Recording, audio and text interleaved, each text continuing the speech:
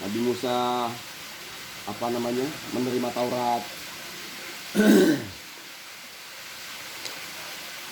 Nah itu banyak cerita-cerita yang riwayat-riwayat di situ tuh yang campur dengan Israeliat itu. Iya, ini perlu nih sebenarnya. Maka kita ya kita belum sampai pada fase di mana ini bangsa Israel ini kelihatan karakter aslinya, iya kan? Ini belum. Ini masih konflik Nabi Musa dengan Firaun yang Bani Israel ini ada di bawah kuasa Nabi Musa saat ini sekarang. Iya. Masih nurut kita ini. Masih nurut karena kondisinya masih terjepit, belum ngelunjak, belum belum keluar. Termasuk juga masalah sapi betina apa itu ya? Iya, di situ nanti di situ mulai keluar semua di situ ininya nih. Panjang juga sejarahnya Nabi Musa ini. Panjang dia. Ini perlu nih Bang, karena kenapa nanti kita hubungkan dengan karakter kondisi sekarang ini Zionis nih. Berakhir di Palestina nanti ceritanya ya. Gaza. Makanya semalam itu niatnya kita kan pengen ngurutin. Sampai Pak Ardi kan pengen supaya ada gambaran nih perpindahan Bani Israel, tokoh-tokoh Bani Israel. Betul, karakternya. Dan yang lebih mahal itu adalah sebenarnya perenungan ayat itu. Iya betul. Jadi bukan hanya kita mendengar dongeng atau kisah doang, tapi kita ngambil pelajaran dari setiap pesan-pesan yang Allah sampaikan itu ada pesannya sebenarnya untuk kehidupan masa kini. Iya betul. Kayak tadi itu contohnya sebenarnya Firaun nggak salah sebenarnya. ada pembisik di belakangnya. Hati-hati dengan pembisik itu, termasuk dalam rumah tangga. Iya betul. Orang bisa jadi Firaun dalam rumah tangganya. Kalau pembisiknya nggak benar. Misalnya istri dan anaknya. Pembisiknya nggak benar. Kalau istri anak yang rongrong, minta ini, dia bisa sebab jadi korupsinya gara-gara itu. Gitu. Nah, maka itu pesan yang dahsyat itu. Tetapi kalau pesan dari itunya bagus, dari kondisinya bagus. Iya. Adman, al-bait usur kam adat cuma ikta nisf. Laisa kullu, bari nisf tidak kana makta kullu. Nah, jadi pelajaran penting dari setiap peristiwa itu dalam ilmu tafsir namanya ta'ammulat, renungan. Itu yang sebagai objek tadabbur itu yang itu. Iya. Jadi kita akan merasa bertambah keimanannya itu setiap kita melewati proses di mana kita sadar, benar wahyu. Nah, kayak gitu. Jadi kenapa para mufasir itu canduan pada saat dia udah berta'amul, dia udah merenungi, bukan semakin buntu otaknya, penasaran, semakin tajam, semakin penasaran, semakin kecanduan dia. Jadi Al-Quran itu ada candu di mana begitu orang udah mendapatkan perenungan yang luar biasa, digali makin gali. Ya. Iya, udah ngerasain enaknya ceritanya. Ternyata membaca Quran itu tak seberapa nih kenikmatannya dibandingkan perenungan itu. Bagi orang-orang yang paham udah mulai menikmati perenungan, baca nggak seberapa nikmatnya. Ada orang yang menikmati tilawahnya, enak baca, enak.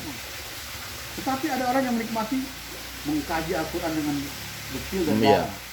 Bagi orang yang mau mencari maknanya ya. Nah itu betul lah bahwa tafsiran Al-Quran ini akan berlaku sepanjang masa dan dia tidak akan habis. Siapapun orang pada zaman apapun dia ditafsirkan.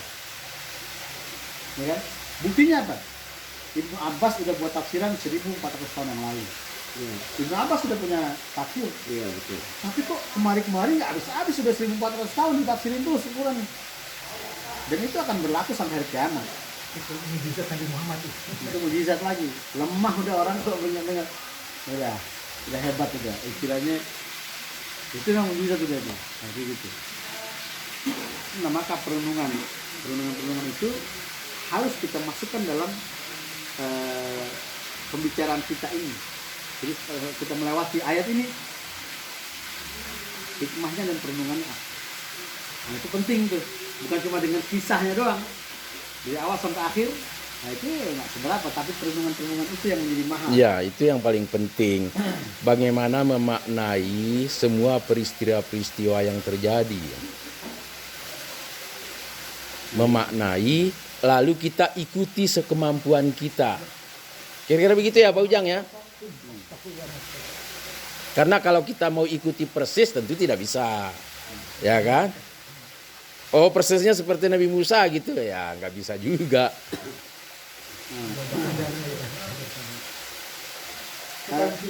Malam di zaman Nabi Musa ada satu tokoh yang disebut dalam Al-Quran. Siapa orang yang malam yang itu? Ikan. Korun.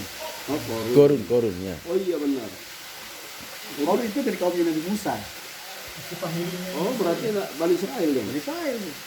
Lihat, Om Lis semalam ngomong tentang kalau ada orang yang pada saat melihat orang-orang dalam kemewahan, dalam hatinya mengatakan kapan gue bisa kayak gitu, ya kan? Atau sekarang melihat apa namanya itu kemarin tuh yang di rumah ini jarak tuh. Oh, Sahroni. Saroni. Wah enak banget soalnya rumahnya gede, apa nih jam tangannya 11 miliar. Jadi dia enak banget ya, bisa beli apa aja. Ternyata kata-kata itu udah ada zaman Korun. Iya. Bahasa Al-Qurannya fakharaja ala qaumihi bi zinati.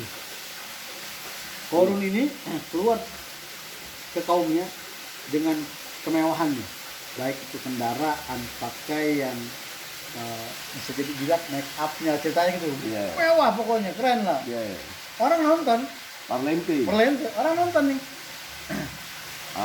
Sekarang bahasanya itu ini kalangan jet set. Iya.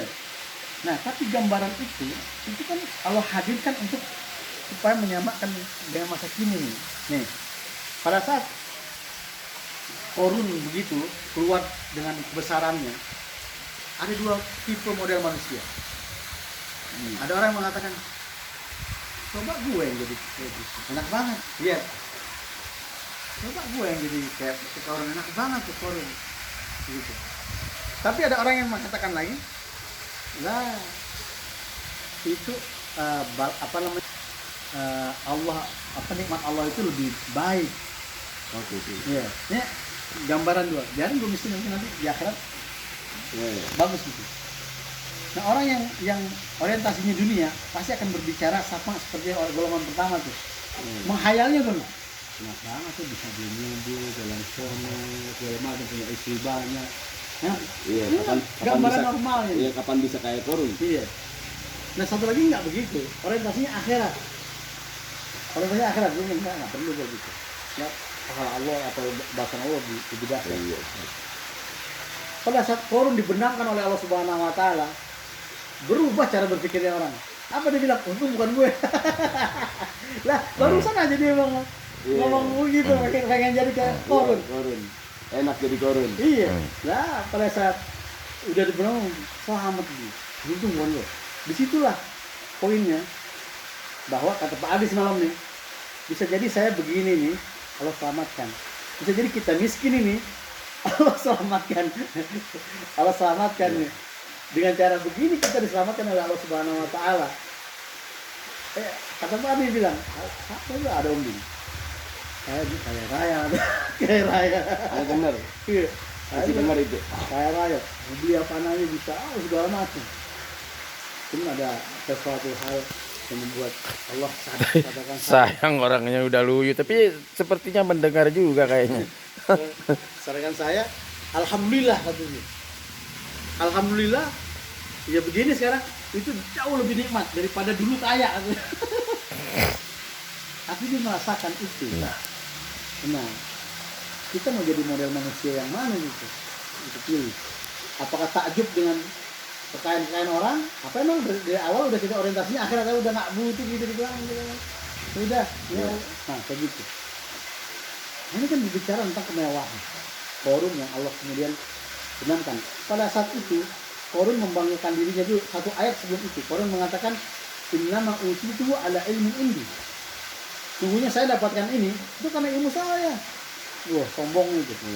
Padahal didoain sama Nabi Musa. Iya, inna Korun min qaumi Musa. Sebenarnya Korun itu adalah dari kaum Nabi Musa. Allah jelaskan di situ. Bahkan dari dia suku Nabi Musa.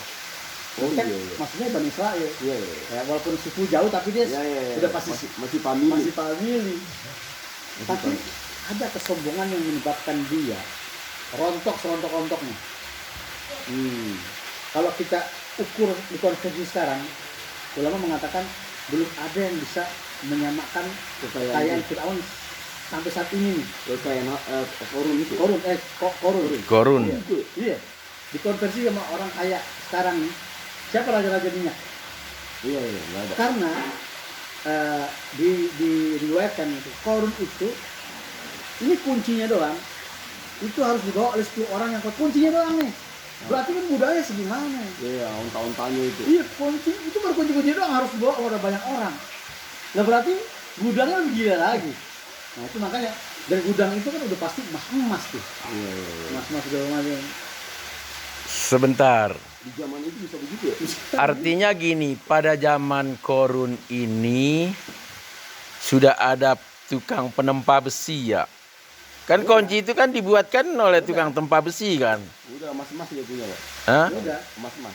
Ya, emas kan artinya kan bisa batangan, ya kan? Tapi kan kalau kunci gudang itu kan pasti kan bentuk tertentu kan. Oleh karena itu harus dibikin. Udah canggih waktu itu, Canggih, ya. Ya, teknologinya udah ada. Teknologinya udah ada. Bahkan banyak teknologi di zaman Firaun itu yang sampai sekarang, Nggak orang ketemu. zaman sekarang belum ketemu ilmunya, Tekniknya. tekniknya belum ketemu. Kayaknya kita harus cari arahan dulu ke Idan. Bentar ya. Emang Udah jam jam 8 berapa? Kita cari arahan dulu bentar. itu apa namanya? Oh, ke atas ya? Ya. Udah jam 8.